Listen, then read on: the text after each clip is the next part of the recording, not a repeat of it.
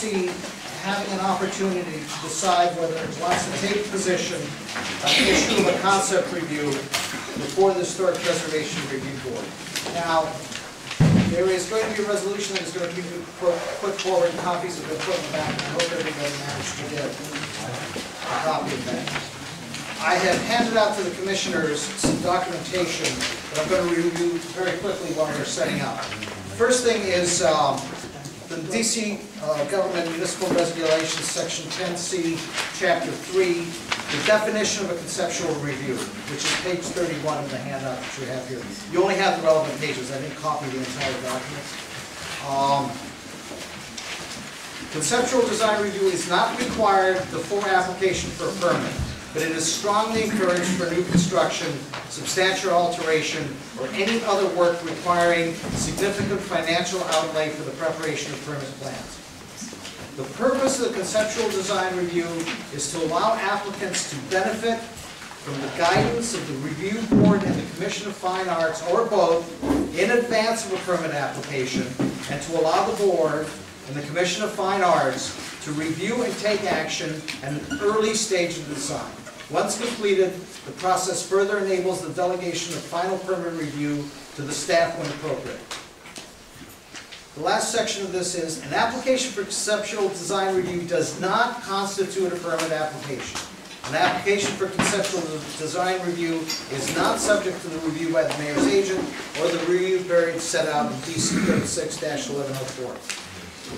Next item that I circulated to you were general guidelines from the Historic Preservation Review Board website on preservation, and I draw your attention to additions.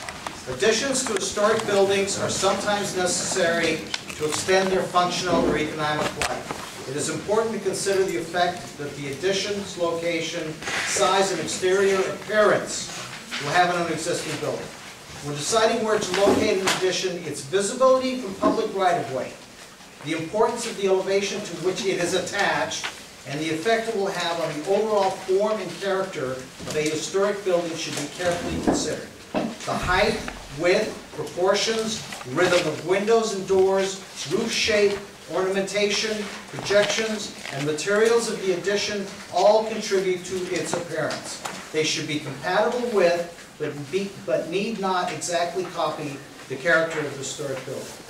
The last thing I want to bring to your attention was an item that I brought up at the last PCT meeting, where I made reference to the fact where I was convinced that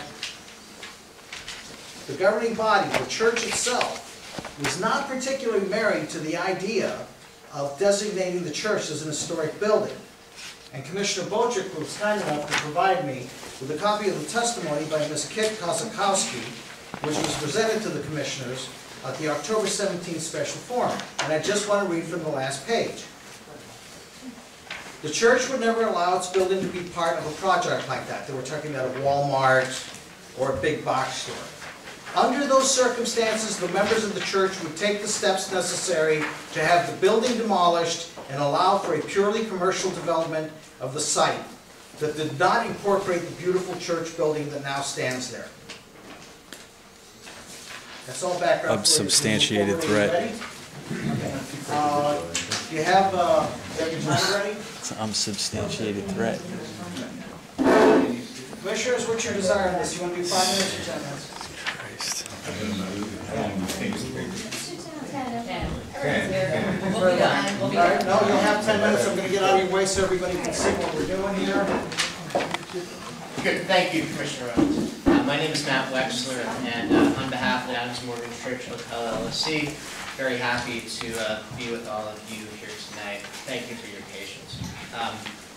We're here today to really discuss very specifically the pending landmark, as Commissioner Reynolds described, which is the First Church of Christ Scientist building at 1770 Euclid Street, and the application that was filed now several years ago. HPRB, to give a little more history and context, back in 2008, voted to support the glass checkerboard facade addition in concept. And since then, as most of you know well, the design of the proposed addition, and the addition itself would house all of the guest rooms of the hotel, currently contemplated in about 227 rooms. That design has changed. So what we'd like to do today is sort of tell you about how the design has evolved, where we are today, and also let you know that having worked very closely, our team, with various community groups, with the DC Office of Planning, and the church itself, which, as Wilson noted, still does own the church building at 1770 Euclid Street. We've made a number of improvements to the design of the addition, and we want to share with you that concept design, and also describe very specifically its compatibility with the pending landmark. I also want to point out today that we have two representatives of the church here in the back. The new chairman of the board, Larry Beck, as well as Melissa Duffy, who's a member of the board.